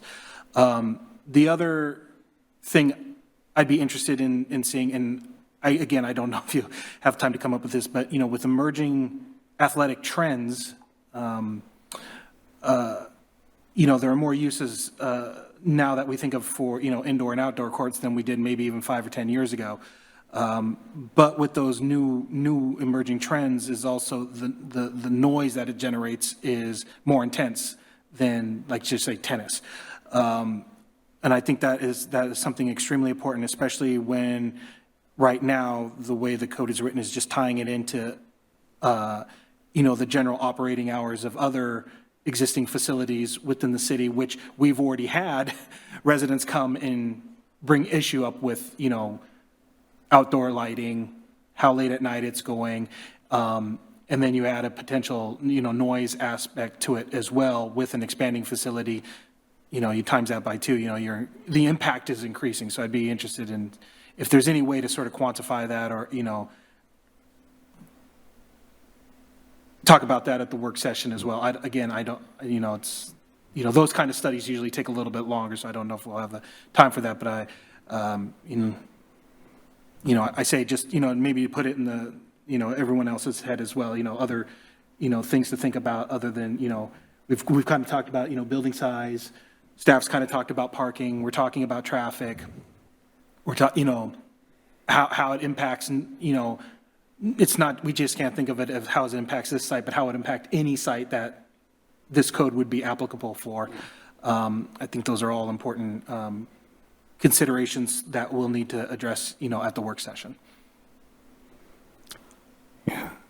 I will say there, the state noise ordinance does cover like fixed mechanical equipment and stuff, and it's a lot more stringent for residential to residential than like a residential to commercial. So if like instead of building in an existing residential zone, a property were to convert to a commercial zone, like, you know, building this would be a bit more stringent in that, but then I think like noises from activity or amplified sound that isn't necessarily fixed, like that's probably a bit harder for like that to be enforced. And so I think that's a good consideration as well. I think you also brought up a question about square footage, and I think maybe getting back to what I was looking at earlier, but probably didn't say very well. You know, RS zones typically have, you know, smaller lot sizes, and the assumption there is that the buildings will be smaller because, you know, the maximum is sort of a percentage of the lot. I'd be interested to see information about the potential sizes of some of these facilities, and maybe one of the things we want to consider is if there's an upper limit to the size of the facilities. So like, you know, you don't, you know, there's a big difference between building like, I don't know, small, like, I don't know, martial arts dojo in like an existing single family lot versus, I don't know, you know, somebody buys up a bunch of lots and then builds like a Pokemon fighting stadium or something weird, right? Like just lots and lots of people come to. So I think there's a difference in scale and size of these things that are also a consideration for this zone as well. I don't know how we determine that threshold or what information we need to see that, but I think that is probably a consideration as well. Do you have any thoughts on what information that might be, like number of users or different, like how that translates into size?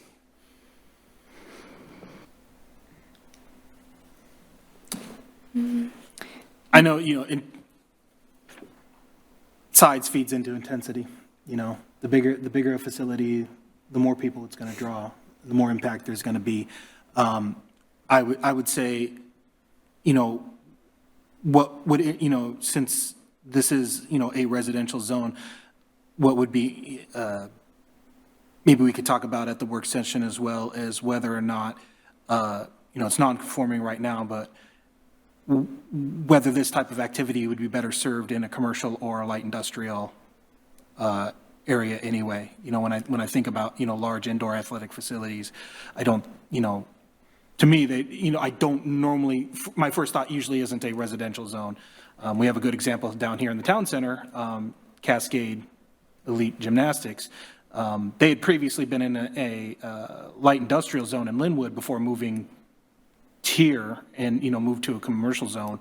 And I know, you know, the structures, the size and structure of those buildings generally lend themselves to more commercial or light industrial environments. So I'd be interested to see, while, you know, it looks like it's kind of mixed in our neighboring jurisdictions, whether it's allowed or not, I'd be curious to see the examples of how these structures exist in those cities. And sort of building on that or a bit, I think we do have some existing structures in our city that are exempted right now, like schools and churches and the rec pavilion. And I remember looking up and requesting a little while ago information on all the traffic calming studies that were done in town, going back to about the year 2000. And a surprising number of them, the result of the study was that no traffic calming was needed because one of these facilities at the end of like some small residential streets was generating the traffic. And so like it was supposed to be there anyways. And I think the rec pavilion may have been one of them. So information that might be helpful is if any traffic calming studies resulted in a decision of non-necessity because of an existing facility that was non-conforming, or I guess it was conforming, but it's like, you know, one of these exceptions that we have. I think that would be helpful to see, as well as the facilities we have in town already that are not conforming. If we can identify those, the churches, the schools, if there are any of these other private membership clubs or anything like that, sort of the locations of where they are on the map.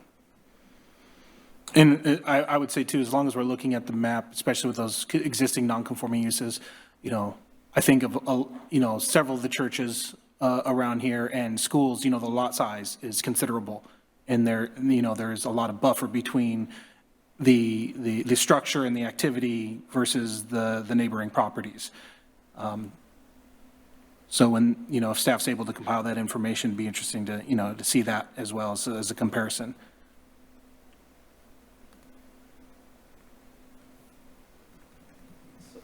Sorry, I think I heard that. You're asking for the lot size and you're also asking for the facility size? Well, I think more just because we're sort of comparing, you're saying it's, a non-conforming uses exist all throughout the city in residential zones, not just, an athletic facility, but we have churches, we have schools.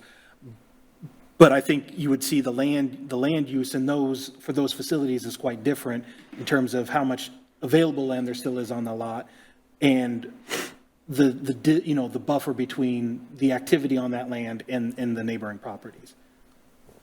Yeah, I think I'd like to see that. And yeah, the buffers are a good call, I think, if we have that information.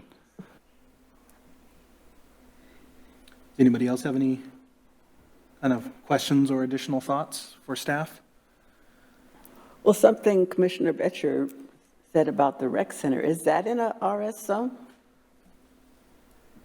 I need to look up what zone, I'm not sure what zone the rec center is currently, but I do want to comment on, so schools are allowed in single household zones via conditional use permit. So schools in residential zones are not a non-conforming use. They are allowed through conditional use permits. Yeah, so it's different than this rec facility or other rec facilities in single household zones, which are non-conforming because there isn't a code path to permit that use currently in single household residential districts. Okay, so if you have I'm glad you were able to intuit what we meant by the incorrect language we used. Because, yeah, I think if it's a thing that's not a house, that is probably under a conditional use permit, I think is what you're saying. Yes. Yeah. Okay. The things that aren't houses.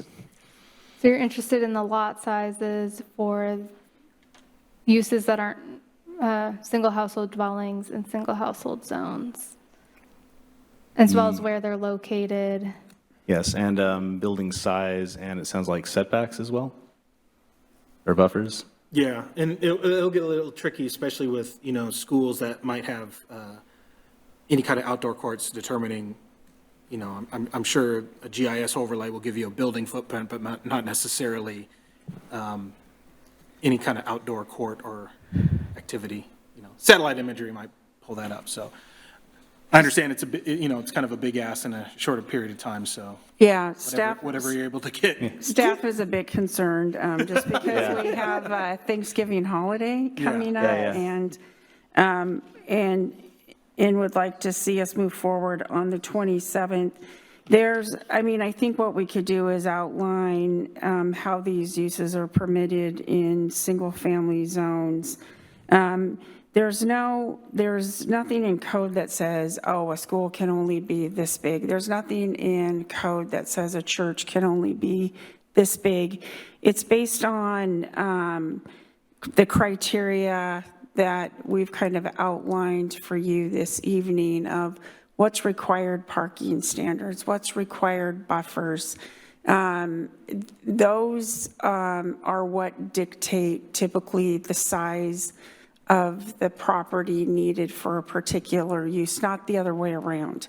So I think what we can give you is, hey, these are the existing churches, these are the existing schools and clubs in a single-family residential zone, and the criteria, which a lot of these uses are a conditional use permit that have criteria stated as well, just like what's being proposed here. So it's really, that's kind of how uses are dictated more or less, right? I can't do a 10,000 square foot building because I don't have enough space for parking and setback requirements and landscape buffering and those type of uses. So, that's kind of what people are looking at when they're looking at citing whatever it is what are the standards, what is it that I want to build, and does this property lend itself to that, or what permitting process would I have to go through in order to cite something here, so.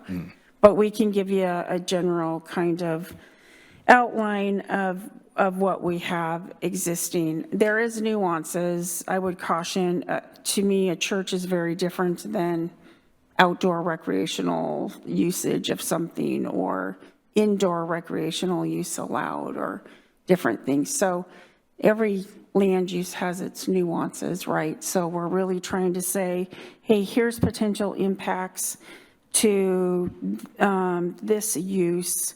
Can we adequately mitigate those impacts adjacent to single-family residential use?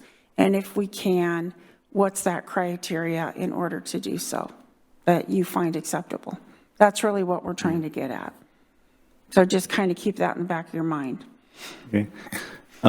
So in terms of measuring impacts, one of the ways, sort of one of the clues of what the impact of a potential structure is, or a use is complaints. And so like the traffic calming studies I mentioned are like sort of one piece of information of like, what sort of complaints are generated by a use, and by comparison, from there we can see sort of what impacts there are. Do we have any conveniently searchable information like that could also be presented? No, I wouldn't say we do, only because we're transitioning that data, which has been in our police department for code enforcement, to our CED information. So I don't think you're going to get accurate information. I would also caution that, somebody could call the city on a particular land use or a particular neighbor every week. That doesn't mean that that land use is generating more impact. It's situational. So we're really trying to think of not one specific location, but generally if this is a permitted use in all different kinds of this zone, and we're doing indoor and outdoor recreational use, what would be appropriate for hours of operation, lighting requirements, noise requirements, those type of things that, we should be looking at to say, hey, this should be the criteria that we're basing locating a school here, locating a church here, locating a recreational facility. So, really trying to get at what's being asked of us as a text amendment, which is a recreational facility. And we'll try to provide you some additional information. That's part of the attempt of going to what I call our sister cities and say, hey, what are other jurisdictions doing for these types of uses, and providing planning commission with that information as well. Like what's the standard that others are using for this same type of land use? Not necessarily that we have to do the same thing. I think just it's helpful. Mm-hmm. All right. Anybody else have any comments or additions? I'm going to go real base. What is a conditional use permit? A conditional use permit. So a code is divided in different types of permitting processes that you have to go through. And thank you, because we don't really define that for you. But there is a list of uses that are permitted in each zone. So for instance, in a single family zone, a single family residence would be an outright permitted use, and certain accessory structures, a shed, a garage, those type of things, outright permitted. Anybody can do those with a permit, and they don't have to go through an additional land use process. In some instances, in code, things are defined as a conditional use permit, which means, hey, that if this use meets this criteria, and we go through a public process and we notify the neighbors and we have a certain set of criteria that we're using for everyone, can this proposed use meet that set of criteria in order to go here? So it's not outright permitted, it's called conditional conditional use permit, and conditions of approval can be placed on that permit in order to make sure that we're mitigating impacts for that. So you can both have criteria set out in a code that you're trying to address that, and you can place additional appropriate conditions, hence the conditional use permit, to try to make sure that in certain cases you're addressing maybe some other potential impacts just because of where it's located. So it would go through a public hearing process with what's called a hearing examiner, which is typically a professional land use attorney, and that person would oversee that conditional use permitting process in order to approve or deny a request. So it'd be the same as us coming before the Planning Commission. Staff would present a staff report, go through the criteria, and make a recommendation, and then the hearing examiner would make a decision on whether they think that that use, meets the criteria in the code. Thank you. Yep. All right, anyone else? Okay, so does staff have enough to move Yeah, forward? we have enough to keep us busy, I think. That's what I figured, but I always have to ask, so. All right, so that being said, if there isn't anything else with this agenda item, we'll go ahead and move on to item number 7, Director's Report. Well, good news is, since it's past 9 o'clock, that I don't really have much to share. I did want to let Planning Commission know that today we had a ribbon cutting ceremony earlier today for Tandoori Grill opening. They will be open starting tomorrow, and that's the restaurant next to BW Noodles, I believe. I go there all the time and get lunch, but over by across the street from us. So they are open for business. You folks know, and some of you were in attendance for the environmental scoping meeting that happened just prior to our meeting tonight. So thank you for having this room a rec and kind of bearing with us set up a little bit different this evening and trying to do that. The good news is we had, I thought, a really great turnout. And so that's always awesome. Got a lot of comment from folks, both written, and were able to talk to a lot of people, directed a lot of folks to the website. That information that was presented this evening will also be on the website for the comp plan update for people to weigh in on their thoughts and comments on that as well. So looking forward to that. We are going to be busy as usual at the end of the year, just with the holidays and trying to shuffle things around with council and planning commissions and making sure that we can try to keep our work moving forward. There will be no lack of work for you folks to do within the next year, as you are aware, with the comp plan update and moving forward with that, and then just the other things that we have on our plate that we're moving forward. You guys will be seeing the engineering standards come back before you again for another look before you make a recommendation on those to go to City Council as well. So just been trying to get some projects that we've had in the works going and continue to move those forward, things that are needed desperately in order for us to do our job that we need to be doing here. So with that, I would be happy to answer any questions that anybody has from staff or myself. Or Anybody have any questions for staff at all? I have one, just a quick ballpark of the attendance for the open house tonight. I'm going to need some help. What do you guys, what do you think approximately how many people rolled through tonight? At least I would say at least 40. Would you? 40 to 50 to, I'd say between 30 and 40. okay. Yeah, 30, 40, maybe a little bit more. Okay. Maybe a little bit more, especially if you count like the little ones.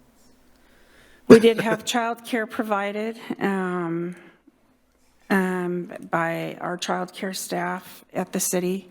So just trying to make, keeping in mind equity and inclusion in all the things that we're doing, and having, being thoughtful about that.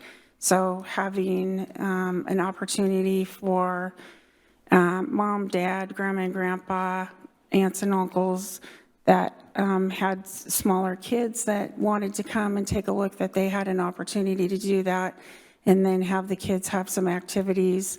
Of course, I like to feed people, and so we had pizza from Sorelli's as well, and some goodies there too, because we started at 5 o'clock during the dinner hour. So just making sure that we were trying to do everything we can, and then just trying to be more robust in our outreach to different community sectors in the city and different folks. And I was pleasantly surprised I thought we had a more diverse turnout as far as it felt more inclusive in a number of areas to me when I looked around the room. It wasn't necessarily the usual suspects. There were folks that I'd never seen before that came to the meeting tonight. So I think that's all good news. It's excellent to hear. In fact, I think that's the first time staff, you guys may have done this in the past. I just wasn't aware of providing childcare. This is the first that I'm aware of, so it won't be the outside-the-box last, thinking. It's but kinda- I think kinda it's, refreshing. yeah, it's a little hard if you have some little ones you're trying to, actually engage in something, and they may not appreciate your thoughts on transportation at the moment. So giving them something a little bit funner to do in the interim. So yeah, I think it's good, and we will aim to do that more in our public outreach that we're doing. Excellent. Maybe some activities for the kids in the future is give them a city map and some crayons. And I was going to say, let they them go can to do the town. zoning map, give them the colors, and they can tell us what to do. All right, one last time. Anybody have any additional questions, comments for staff? Not hearing or seeing any. Okay, so we'll go ahead and move on to item number 8, miscellaneous business by call of planning commissioners. Anybody have any miscellaneous business? I'll be out of town on December 11th. You will. I'm hoping to be in a women's defense class on December 11th and still make it here. Oh, I'll be far away. So I may request an excused absence on that date. Okay. And that's 100% confirmed right now? You'll be out of town? That's it. Unless I miss the plane. Okay. Oh, No. then you're out, okay. All right. But in that same line, I think we need to, Commissioner, I can't think of the last name. I'm still learning all the new people. Yeah. Stenson? Commissioner Stenson and Commissioner Morgan. Okay. Commissioner Morgan had an excused absence for tonight already. Commissioner Stenson was here for the open house, but, okay. Yeah, I'm not sure. Couldn't make it back not sure. Okay. Well, why don't we go ahead and take care of Commissioner Stenson and Commissioner Betcher's future appointment right now. So it's going to be 2 separate motions here. So we'll motion, vote, and then motion, vote. Would anybody like to make a motion to have Commissioner Stenson have an excused absence for tonight's meeting? I make a motion that we have Commissioner Stinson excused from tonight's meeting. I have a motion. Do I have a second? Second. I have a motion and a second to excuse Commissioner Stenson from tonight's meeting. All in favor, say aye. Aye. Opposed? Hearing none, that motion carries. Commissioner Stenson has an excused absence for tonight. And then for Commissioner Betcher's request for having an excused absence for December 11th, I make a motion that we have Commissioner Betcher be excused on December 11th. I have a motion. Do I have a second? Second. I have a motion and a second to excuse Commissioner Betcher from the December 11th Planning Commission meeting. All in favor, say aye. Aye. Aye. Opposed? Hearing none, that motion carries. All right. Anybody else with any miscellaneous items? Do we need to excuse Commissioner Morgan also? He already has one for tonight. Okay, good. All right. So other than that, not hearing or seeing any other comment? Okay, with that, I'll go ahead and declare this meeting adjourned. Thank you very much, everyone. Thank you.